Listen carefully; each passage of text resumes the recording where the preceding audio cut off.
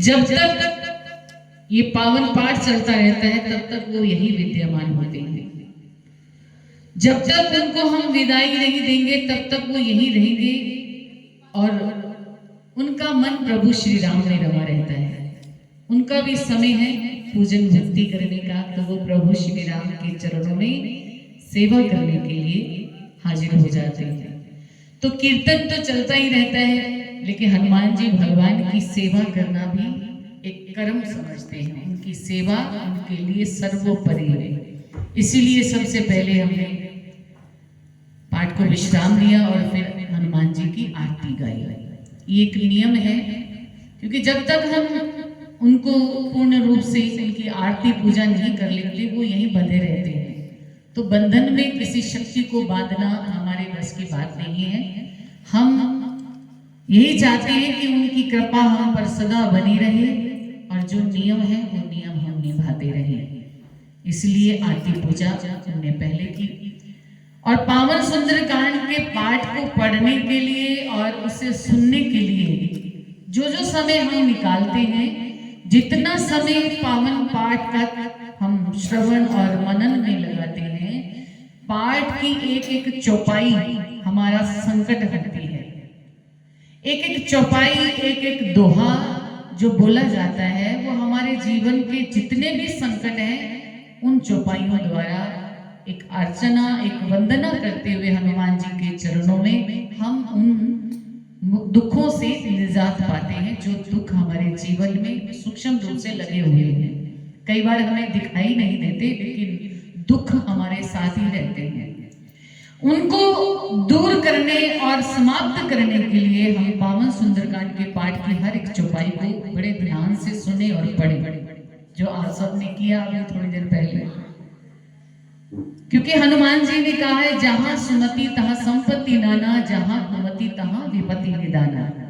सम्मति यानी कि जिसकी बुद्धि स्वच्छ है, जिसकी बुद्धि में सरलता है, जिसकी बुद्धि में पवित्रता है, वहां उसके हृदय में, उसके घर आंगन में सदा खुशियां बरसती रहती हैं। और जहां कुमति आ जाती है वहां विपत्तियों का एक तांता लग जाता है। कभी किधर से कष्ट आ गया, कभी किधर से संकट आ गया, क्योंकि कुमति हमारे अंदर आकर के बैठ गई और हमारे ही विचारों से हम सृष्टि की रचना करते हैं। आप सबने सुना है कि भगवान ने संकल्प मात्र से अपने नाभि से ब्रह्मा जी को प्रकट किया और ब्रह्मा जी ने तप करने के बाद संकल्प मात्र से सृष्टि की रचना की। ऐसे ही हम उसी सृष्टि के सूत्रधार हैं।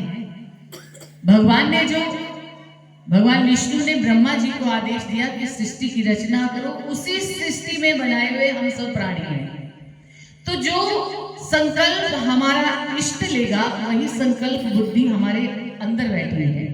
और जैसे ही हम संकल्प लेते हैं, यानी कि हम सोच लेते हैं कि आज बहुत अच्छा होगा, आज सुबह उठते ही हमारे मन में एक विचार आया कि आज मेरा दिन बहुत अच्छा जाएगा, तो वो अच्छा जाता है। और जिस दिन हम ये सोच लेते हैं, उठते ही हमारा मन दुखी हो, परेशान हो और ऐसा लगता है कि आज तो दुख ही दुख है, परेशानियां, और वैसा ही हमारा दिन कटता है। इसीलिए संत महापुरुष यही कहते हैं कि इस बुद्धि को सुमति की ओर मोड़ना है, कुमति नहीं इसमें आने देनी। गलत विचार कुमति का रूप है और अच्छे विचार सुमति का रूप है। तो जब जब भी हमारे अंदर गलत विचार आए तो उनको खत्म करो कि नहीं, मैंने कोई भी गलत विचार अपनी बुद्धि में प्रकट नहीं करना और ना ही मैंने अपने जीवन को खराब करना है। दिनचर्या खराब तो जीवन खराब। ऐसे ही सुमति और कुमति रहती दोनों साथ हैं। हर एक चीज का भगवान ने जोड़ा बनाया, दिन और रात, धूप छांव, और कहते हैं कि कल और रात और दिन, धूप छांव, सुख दुख, ये सब भगवान ने जोड़े बनाए हुए हैं। तो ये साथ साथ रहते हैं, सन्मुख कभी नहीं आते, ये एक दूसरे की पीठ के साथ चिपके होते हैं। तो क्या करना होता है, जीव जब सुमति को धारण करता है तो सुख का परिवेश होता है, और जब कुमति को धारण करता है तो दुख का परिवेश होता है। इसलिए सुमति, जहां सुमति तहां संपत्ति नाना, कि सुख की संपत्ति आती है। इन शब्दों को जब हम बड़े प्रेम और ध्यान से सुंदरकांड के पाठ में जब पढ़ते हैं तो हमारा जो मन है वो भक्ति से धीरे धीरे जुड़ने लग जाता है। और जब मन भक्ति से जुड़ जाता है तो ये मन ही तो है जो हमें कभी कुछ विचार प्रकट कराता है तो कभी कुछ विचार प्रकट कर, कभी कहीं दौड़ लगाता है, कभी कहीं दौड़ लगाता है। यहाँ बैठा बैठा भी ये कभी घर जाएगा, कभी विदेश जाएगा, कभी कहीं जाएगा तो कभी कहीं जाएगा। इस मन को हमने प्रभु के चरणों में अर्पण कर देना है। सुबह उठते ही आप लोग पढ़ते हैं, जैसे चारपाई से उठते हैं, काव्य वस्तु आप लोग सब पढ़ते हैं, तो उसमें क्यों पढ़ा जाता है कि आज जो भी मेरे भाग्य में लिखा है वो शुभ हो। मेरे काव्य, मेरे हाथों में जो भी लकीरें लिखी गई हैं, चाहे वो अशुभ हो, जैसे भी हो, लेकिन आज मैं ये चाहता हूँ, भगवान से मांगते हैं कि आप मेरे संग रहना और मेरा दिन, मेरी दिनचर्या सब शुभ करना। तो ये कुछ नियम हमारे जीवन में अगर आ जाए तो हमारा जीवन बहुत सुगम और सरल हो जाता है, नहीं तो बहुत परेशानियां हमारे जीवन में आती हैं, यही सोच करके चलते हैं। और इसमें लिखा गया है कि जब हनुमान जी ने समुद्र लांघना था तो हनुमान जी नहीं जानते थे कि मेरे अंदर कोई शक्ति है, क्योंकि बाल्यावस्था में उन्होंने कुछ ऐसा किया कि ऋषि ने श्राप दिया और उनकी जो विद्या थी वो भूल गए थे। उस वक्त जब बालक जान करके माता ने प्रार्थना की थी कि ये तो बालक है, आपने अनजाने में ही इसे श्राप दे दिया, तब ऋषियों ने कहा था कि जब कोई इन्हें इनकी शक्ति को याद कराएगा तो इन्हें इनकी शक्ति याद हो जाएगी। अतुलित बलधाम थे ना हनुमान जी। तो जब सीता माता की खोज करने के लिए समुद्र लांघ करके जाना था तो सभी वानर ये सोचते हैं कि उड़ तो हम सभी सकते हैं, लेकिन 100 योजन का ये समुद्र लांघ करके और फिर सीता माता का पता लगा करके वापस हम नहीं आ सकते, इतनी सामर्थ्य हमें नहीं है। सभी अपने अपने विचार रख रहे थे। हनुमान जी एक कोने में बैठे हुए थे। तो जामवंत जी ने देखा कि सभी अपनी अपनी बुद्धि, अपने बल का प्रयोग कर रहे हैं, लेकिन हनुमान जी बड़े शांत होकर के बैठे हैं। तब जामवंत जी ने हनुमान जी के पास जाकर कहा, हनुमान जी आप तो अतुलित बलधाम हैं, फिर आप अपनी बुद्धि का प्रदर्शन क्यों नहीं कर रहे? आप अपने बल के बारे में कोई बात ही नहीं कर रहे। तब हनुमान जी ने कहा कि ये जो मेरे अंदर बल है ना, वो मेरे प्रभु श्री राम का है, और मेरा अगर कुछ होता तो ही मैं उसका बखान करता। जब मेरा कुछ है ही नहीं तो मैं उसका बखान कैसे करूं? जो भी है मेरे प्रभु राम का है, लेकिन इतनी मुझ में सामर्थ्य नहीं कि मैं समुद्र लांघ सकूं। तब जामवंत जी ने उनको बाल्यावस्था का किया हुआ वो कर्म याद दिलाया कि किस तरह से तुम्हारे किसी कार्य से एक ऋषि जो कि रुष्ट हो गए थे और तुम्हें श्राप दिया था कि तुम्हारी ये बुद्धि, जो तुम्हारी ये विद्या है, तुम्हें भूल जाएगी। अब आप याद कीजिए, राम काज करिबे को आतुर, प्रभु चरित सुनिबे को रसिया। जब उन्होंने ये बात सुनी कि आप राम काज के लिए ही आपका जन्म हुआ है और ये राम जी का ही कार्य है कि माता सीता का पता आपको लगाना है, तब हनुमान जी को वो विद्या याद कराई गई। और विद्या जब याद आई तब हनुमान जी ने विराट रूप धारण किया। और ये जो चरित्र हमने पढ़ा और सुनाया आपको, ये हमें क्या बता रहा है कि हम भी अपने अंदर एक शक्ति का भंडार लिए हुए हैं।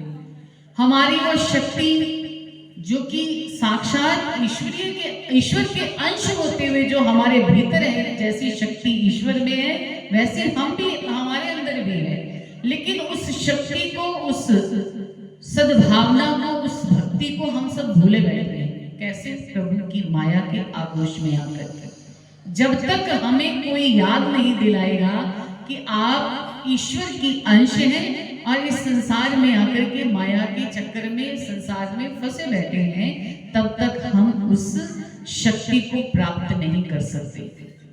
इसीलिए तो गुरुदेव हमें जब गुरु मंत्र देते हैं तब वो हमें समझाते हैं कि आप इस मंत्र का जाप करिए, आपके अंदर जो दीपक है जो बुझा हुआ है वो प्रज्वलित हो जाएगा, वो जल जाएगा और फिर आपके हृदय में एक अजीब और अद्भुत रोशनी होगी।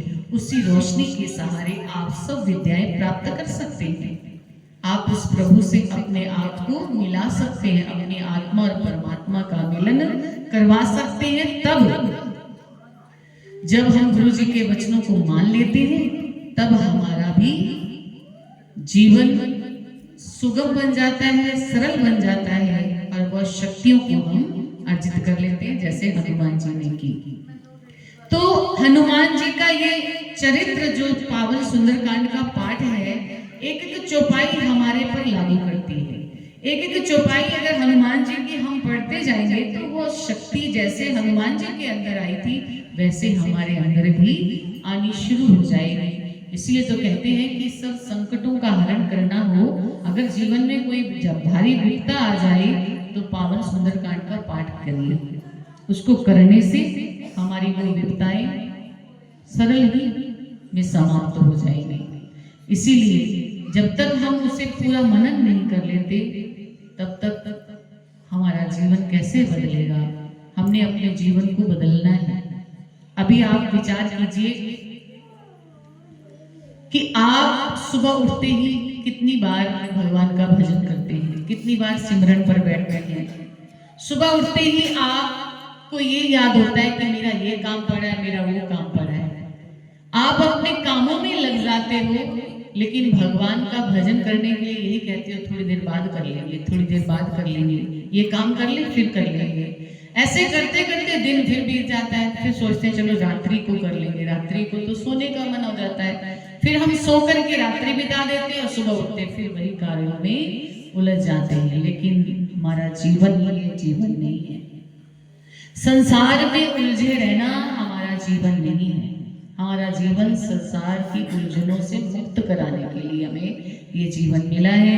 ये सत्संग, ये पाठ एक निमित्त बनते हैं हम सबका कल्याण करने के लिए। तो हमें अपनी दिनचर्या में बदलाव ला करके सुबह उठते ही भगवान के भजन में बैठे, उसके बाद दिन के सारे कार्य करें। जैसे आप फोन चार्ज नहीं करोगे तो बैटरी समाप्त हो जाएगी और ये आपके किसी काम का नहीं रहेगा। ऐसे ही जब तक हम अपने अंतर मन को भगवान के भक्ति प्रेम में रंग नहीं लेते, हम अपने अंतर मन में आत्मा का एक जो मिलान है भगवान से, उसे वो चार्जर जो कि परमात्मा है, साक्षात गुरु मंत्र है, उससे अगर नहीं पावर अंदर हम उससे चार्ज पूरा अपने शरीर को नहीं करेंगे तो हमारे अंदर वो शक्ति का प्रादुर्भाव नहीं होगा। और जब तक उस शक्ति का प्रादुर्भाव नहीं होता तब तक हम कैसे समझ पाएंगे कि हमारा जीवन हमें किस लिए मिला है। हमारा जीवन प्रभु को पाने के लिए मिला है, प्रभु से जुड़ने के लिए मिला है और एकाकार हो जाने के लिए मिला है। तो प्रेमियों, आज बड़ी खुशी का दिन है। हमारी बहन जी ने, कभी कभी हम इनको भाभी कह देते हैं, कभी बहन जी कहते हैं, कभी दीदी कह देते हैं, ये सब भगवान के नाते हैं। तो बड़ा अच्छा लगा जब इनके अंदर ये विचार उठा कि सुंदरकांड का पाठ करवाना है। तो देखो निमित्त बने ये और आप सबको भी ये सौभाग्य मिल गया, हमें भी मिल गया आपसे मिलने का। कई कई ऐसी सूरतें हैं भगवान की जो बड़े दिन पहले देखी थी, आज भी देखने को मिली। तो बड़ा अच्छा लगा आप सबसे मिलकर। इसीलिए कहते हैं कि सत्संग से जुड़े रहिए और प्रभु का भजन, प्रभु का स्मरण सदा करते रहिए और अपने जीवन को सार्थक बनाते रहिए। तो आइए, अभी बड़ा खुशी का रंग